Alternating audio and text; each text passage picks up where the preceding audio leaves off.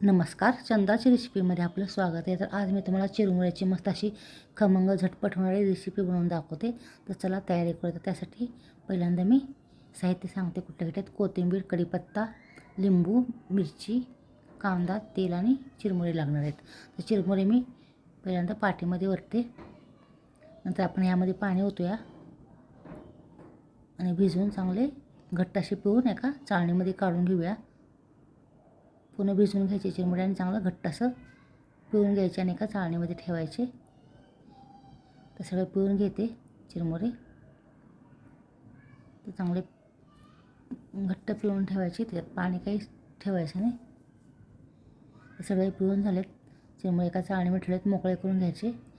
आता कांदा पण चिरून घेतले, भाजके शेंगदाणे, मिरच्या चिरून घेतल्या, भाजके डाळे लागणार आहेत.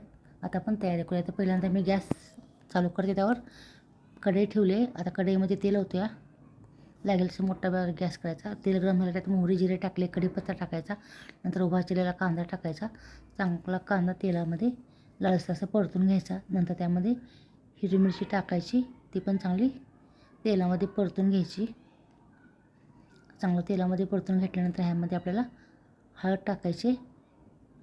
तर हळद टाकते, नंतर त्यात भाजलेले शेंगदाणे, भाजके डाळे टाकूया. नंतर ते पण चांगलं तेलामध्ये परतून घेऊया. नंतर ह्यात चवीपुरतं मीठ टाकूया. चवीपुरतं मीठ टाकलं, ते पण चांगलं परतून घ्यायचं. आता ह्यात आपण भिजवलेले चिरमुरे सगळे त्यात टाकूया मोकळे करून. आता सगळे चिरमुरे त्यात ओतलेत. आता चांगले हलवून घेऊया. पूर्ण त्याला लागलं पाहिजे कांदा मिरची ते. तर मस्त असा कलर यायला लागला आहे. चांगलं हलवून घ्यायचं. पूर्ण चांगलं मिक्स झालं पाहिजे. कलर पण छान सगळीकडनं यायला पाहिजे हळदीचा. आता एका ठिकाणी गोळा करून ठेवूया. नंतर ह्यात चिरलेली कोथिंबीर टाकायची. 1-2 मिनटं झाकून ठेवायचं बारीक गॅस करून. नंतर लगेच झाकण काढायचं. नंतर परत हलवून घेऊया. थोडीशी साखर टाकली, त्याच्यामुळे टेस्ट छान येते. आता हलवून घ्यायचं, चांगलं मिक्स करून घ्यायचं. तर बारीकच गॅस केला आहे मी. आता परत एका ठिकाणी गोळा करून आता आपण ह्यात लिंबू पिळूया थोडासा, त्याच्यामुळे आंबट गोड टेस्ट छान येते. आता परत हलवून घेऊया. तर चांगलं हलवून घ्यायचं. आता गॅस बंद करूया. चांगलं हलवून घेऊन परत आपण एका प्लेटमध्ये खाण्यासाठी घेऊया.